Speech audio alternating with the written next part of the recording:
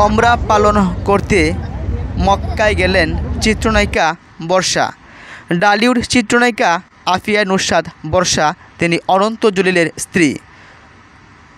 সিনেমার পাশাপাশি নিজের ব্যক্তিগত জীবন নিয়েও ব্যস্ত থাকেন এই নায়িকা। নিয়মিতই পালন করেন ধর্মীয় আচার রীতি। বাংলাদেশে চলছে পবিত্র মাহে রমজান, এরই মধ্যে ওমরা হজ পালন করতে মক্কায় গেলেন অভিনেত্রী বর্ষা।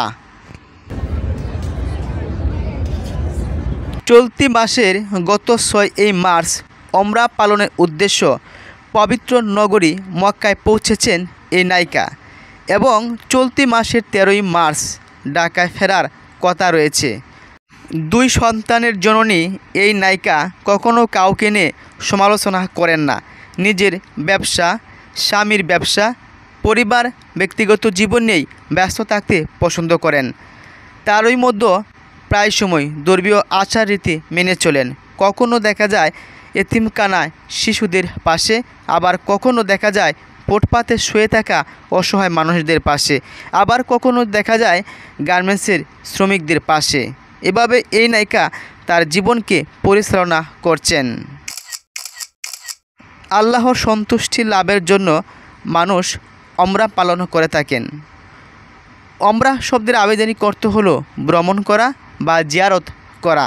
পবিত্র মক্কা নগরী জিয়ারতকেই অনেকেই ওমরা বলে থাকেন। সেখানে গিয়েই মানুষের মন মানসিকতা বদলে যায়। যিনি একবার গিয়েছেন বলেন বারবার আমি আবার আসব। এই নায়িকা তিনি লিখেছেন, আমার আত্মাটা রেখে গেলাম, আবার আসব ইনশাল্লাহ।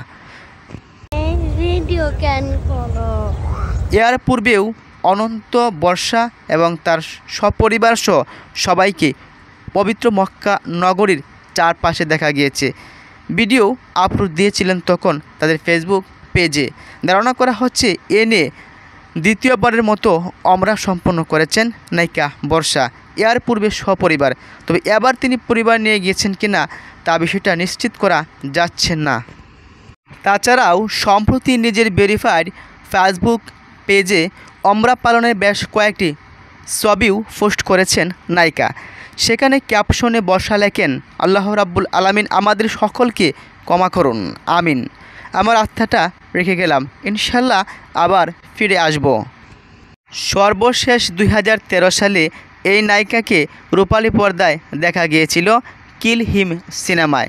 সেখানে তার স্বামীর সঙ্গেই অভিনয় করেছেন।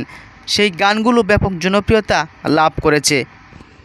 তাছাড়াও মুক্তির অপেক্ষায় রয়েছে এই নায়িকার একটি সিনেমা নেত্রী দ্য লিডার। দীর্ঘদিন ধরে রূপালী পর্দায় এই নায়িকা বিচরণ করলেও তেমন সফলতার দেখা পাননি। হাতিগোনা 2-1টি সিনেমা করলেও একটি সিনেমা মুক্তি পেয়েছে, আর একটি সিনেমা এখনও মুক্তি পায়নি।